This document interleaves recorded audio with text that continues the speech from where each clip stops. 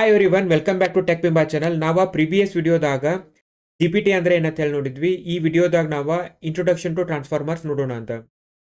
Last ವಿಡಿಯೋದಾಗ ನಾವು ಎಲ್ಲಾ LLMs GPT ಅದಾವ ಅಂತ ಹೇಳಿ ನೋಡಿದ್ವಿ. ಅಂದ್ರೆ ಅವ ಜನರೇಟಿವ್ ಇನ್ ನೇಚರ್ ಅದಾವ.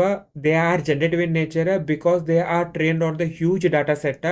ಆಮೇಲೆ ಅವೆಲ್ಲಾನು ಟ್ರಾನ್ಸ್ಫಾರ್ಮರ್ಸ್ ಅದಾವ. ಎದಕ್ಕೆ ಟ್ರಾನ್ಸ್ಫಾರ್ಮರ್ಸ್ ಅದಾವ ಅಂತಂದ್ರೆ ಗೂಗಲ್ 2017 ದಾಗ attention is all you need ಅಂತೇಳಿ ಒಂದು ಡಾಕ್ಯುಮೆಂಟ್ನ ಪಬ್ಲಿಷ್ ಮಾಡ್ತಾ ಅದ್ರಾಗ ಅವರ ಟ್ರಾನ್ಸ್ಫಾರ್ಮರ್ ಆರ್ಕಿಟೆಕ್ಚರ್ನ ಕ್ಯಾಪ್ಚರ್ ಮಾಡಿದ್ರೆ ಎಲ್ಲ LLM ಅದನ್ನ ರೆಫರ್ ಮಾಡಿ ಬಿಲ್ಡ್ ಆಗ್ಯಾವ. ಅದ್ರ ಸಲುವಾಗಿ ಎಲ್ಲ LLMs ಟ್ರಾನ್ಸ್ಫಾರ್ಮರ್ ಬರೋಕ್ಕಿಂತ ಮೊದಲ RNNs ಆಮೇಲೆ LSTMs ಅಂತೇಳಿ ಮಾಡಲ್ಸ್ ಇದ್ದು. ಈ ಮಾಡಲ್ಸ್ನ ಯೂಸ್ ಮಾಡ್ಕೊಂಡ ಲ್ಯಾಂಗ್ವೇಜಸ್ನ ಪ್ರೊಸೆಸ್ ಮಾಡ್ತಿದ್ದು. RNN ಏನ್ ಮಾಡ್ತಿತ್ತಂತಂದ್ರ ಅಟ್ ಮ್ಯಾಕ್ಸ್ ಒಂದ ವರ್ಣ ಅದ at a time process ಮಾಡ್ತಿತ್ತ.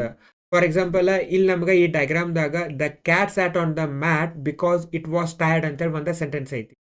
So RNN ಏನ್ ಮಾಡ್ತಿತ್ತಂದ್ರೆ ಅಟ್ ಒನ್ ಟೈಮ್ ಒಂದ ವರ್ಡ್ನ ಅದ ಪ್ರೊಸೆಸ್ ಮಾಡ್ತಿತ್ತ. ಸೊ ಎಲ್ಲಿ ತನ ವರ್ಡ್ ದ ಅನ್ನೋದು ಪ್ರೊಸೆಸ್ ಆಗಿಲ್ಲ ಅಲ್ಲಿ ತನೂ ಉಳಿದಿರುವಂತ ವರ್ಡ್ಸ್ ಎಲ್ಲಾನು ವೇಟ್ ಮಾಡ್ಬೇಕಾಗಿತ್ತ. ಸೊ ಎಲ್ಲಿ ತನ ಕ್ಯಾಟ್ ಪ್ರೊಸೆಸ್ ಆಗಿಲ್ಲ ಅಲ್ಲಿ ತನೂ ಉಳಿದಿರುವಂತ ವರ್ಡ್ಸ್ ವೇಟ್ ಮಾಡ್ಬೇಕಾಗಿತ್ತ. ಇದ್ರ ಸಲುವಾಗಿ RNN ದಾಗ ಪ್ರೊಸೆಸಿಂಗ್ ಭಾಳ ಸ್ಲೋ ಇತ್ತ. ಇದ ಫಸ್ಟ್ ಪ್ರಾಬ್ಲಮ್.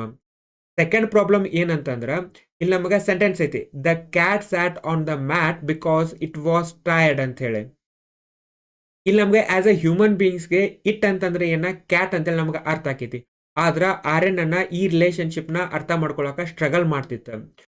ಈ ರೀತಿ ಬಂತಂದ್ರೆ ಅದ ಮಲ್ಟಿಪಲ್ ಇಟ್ರೇಷನ್ ಮಾಡ್ತಿತ್ತ. ಇವನ್ ಮಲ್ಟಿಪಲ್ ಪ್ರೊಸೆಸ್ ಮಾಡ್ತಂದ್ರೂ ಸಹ ಅದಕ್ಕೆ ಇಟ್ ಅಂತಂದ್ರೆ ಕ್ಯಾಟ್ ಅಂತೇಳಿ ರಿಲೇಷನ್ನ ಅರ್ಥ ಮಾಡ್ಕೊಳಕ ಸ್ಟ್ರಗಲ್ ಮಾಡ್ತಿತ್ತ. ಸೊ ಇವೆರಡು ಮೇನ್ ಡ್ರಾಬ್ಯಾಕ್ ಇದ್ದು RNN ದಾಗ. ಗೂಗಲ್ 2017 ದಾಗ attention is all you need ಅಂತೇಳಿ ಡಾಕ್ಯುಮೆಂಟ್ನ ಪಬ್ಲಿಷ್ ಮಾಡಿದ್ರ. ಸೊ ಇದ document attention is all you need ಅಂತೇಳಿ ಈ ಡಾಕ್ಯುಮೆಂಟ್ ದಾಗ ಅವರ ಟ್ರಾನ್ಸ್ಫಾರ್ಮರ್ ಆರ್ಕಿಟೆಕ್ಚರ್ನ ಪಬ್ಲಿಷ್ ಮಾಡಿದ್ರ.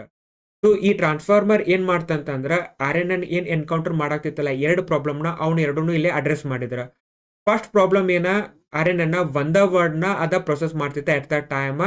ಸೊ ಇಲ್ಲೇ ಟ್ರಾನ್ಸ್ಫಾರ್ಮರ್ ಮೋರ್ ದೆನ್ ಒನ್ ವರ್ಡ್ನ at the same time parallelly process ಮಾಡ್ತೈತಿ. ಇದ್ರ ಸಲುವಾಗಿ ಟ್ರಾನ್ಸ್ಫಾರ್ಮರ್ಸ್ ಫಾಸ್ಟ್ ಅದಾವ. ಟ್ರಾನ್ಸ್ಫಾರ್ಮರ್ದಾಗ ಅಟೆನ್ಷನ್ ಅಂತೇಳಿ ಒಂದು ಕಾನ್ಸೆಪ್ಟ್ನ ಇಂಟ್ರೊಡ್ಯೂಸ್ ಮಾಡಿದ್ರ. ಅಟೆನ್ಷನ್ದಾಗ ಏನಾಗ್ತೈತಿ ಅಂತಂದ್ರ ಇಲ್ಲಿರುವಂತ ವರ್ಡ್ಸ್ ತಮ್ಮ ನೇಬರ್ ವರ್ಡ್ ಜೊತೆ ಕಮ್ಯುನಿಕೇಟ್ ಮಾಡಿ ಕಂಟೆಕ್ಸ್ಟ್ನ ಅರ್ಥ ಮಾಡ್ಕೊಳಕ್ ಸ್ಟಾರ್ಟ್ ಮಾಡ್ದು. ಇದ್ರ ಸಲುವಾಗಿ ಇಲ್ಲಿ the cat sat on the mat because it was tired ಅಂತೇಳಿ ಅನ್ನುವಂಥ ಸೆಂಟೆನ್ಸ್ದಾಗ ಇಟ್ ಅಂತಂದ್ರೆ ಏನ, ನಾವು ಕ್ಯಾಟ್ಗೆ ರೆಫರ್ ಮಾಡಾಕ್ತಿವ್ ಅಂತೇಳಿ ಟ್ರಾನ್ಸ್ಫಾರ್ಮರ್ ಅರ್ಥ ಮಾಡ್ಕೊಳಕ ಪಾಸಿಬಲ್ ಆಯ್ತು. ಎದಕ್ಕಂದ್ರೆ ಇಲ್ಲಿ ನೋಡಿದ್ರೆ ಈ ಡಯಾಗ್ರಾಮ್ದಾಗ ಪ್ರತಿಯೊಂದು ವರ್ಡು ಬಾಜು ವರ್ಡ್ ಜೊತೆ ಮತ್ತೆ ಇನ್ನೊಂದು ವರ್ಡ್ ಜೊತೆ ಇಂದ ಸೆಂಟೆನ್ಸ್ ದಾಗ ಕಮ್ಯುನಿಕೇಟ್ ಮಾಡಾಕತ್ತವ. ಇದ್ರ ಸಲುವಾಗಿ ಅವಕ್ಕ ಎಂಟೈರ್ ಕಂಟೆಕ್ಸ್ಟ್ ಸಿಗಾಕತ್ತ. ಇದ್ರ ಸಲುವಾಗಿ ಏನಾಯ್ತಂದ್ರೆ ಇಲ್ಲಿ ಇಟ್ ಅಂದ್ರೆ ಕ್ಯಾಟ್ ಅಂತೇಳಿ ಟ್ರಾನ್ಸ್ಫಾರ್ಮರ್ಸ್ಗೆ ಅರ್ಥ ಆಗ್ತೈತಿ. ಇದು ಅಟೆನ್ಷನ್ ಅನ್ನುವಂತ ಕನ್ಸೆಪ್ಟ್ ಏನೈತಿಲ್ಲ, ಇದು ಆಲ್ ಟುಗೆದರ್ ಲ್ಯಾಂಗ್ವೇಜ್ ಪ್ರೊಸೆಸಿಂಗ್ ದಾಗ ಒಂದ ಗೇಮ್ ಚೇಂಜರ್ ಅಂತ ಹೇಳ್ಬೋದು. ಇದನ್ನ ಅವರ ಯೂಸ್ ಮಾಡ್ಕೊಂಡ ಎಲ್ಲ LLMs ಬಿಲ್ಡ್ ಮಾಡ್ಯಾರ. ಸೊ ಅದಕ್ಕೆ ಎಲ್ಲ LLMs ಟ್ರಾನ್ಸ್ಫಾರ್ಮರ್ಸ್ ಅದಾವ ಅಂತೇಳಿ ಹೇಳ್ತೀವ. ಸೊ ಟ್ರಾನ್ಸ್ಫಾರ್ಮರ್ಸ್ದಾಗ ಇಷ್ಟೆಲ್ಲ ಸ್ಟೆಪ್ಸ್ ಬರ್ತಾವ. ನಾವು ನೆಕ್ಸ್ಟ್ ವಿಡಿಯೋದಾಗ ಈ ಸ್ಟೆಪ್ಸ್ನ ಒನ್ ಬೈ ಒನ್ ನೋಡ್ಕೋತ ಹೋಗೋಣಂತ. ಈ ವಿಡಿಯೋ ನಿಮಗೆ ಹೆಲ್ಪ್ಫುಲ್ ಆಗೈತಿ, ಹೊಸದೇನ್ರೆ ತಿಳ್ಕೊಳಾಗ್ತಿದ್ವಿ ಅಂತ ಅನಿಸ್ತಂದ್ರೆ ಈ ವಿಡಿಯೋಕ್ಕೆ ಲೈಕ್ ಮಾಡ್ರಿ, ನಿಮ್ಮ ಫ್ರೆಂಡ್ ಜೊತೆ ಎಲ್ಲ ಶೇರ್ ಮಾಡ್ರಿ. Thanks for watching.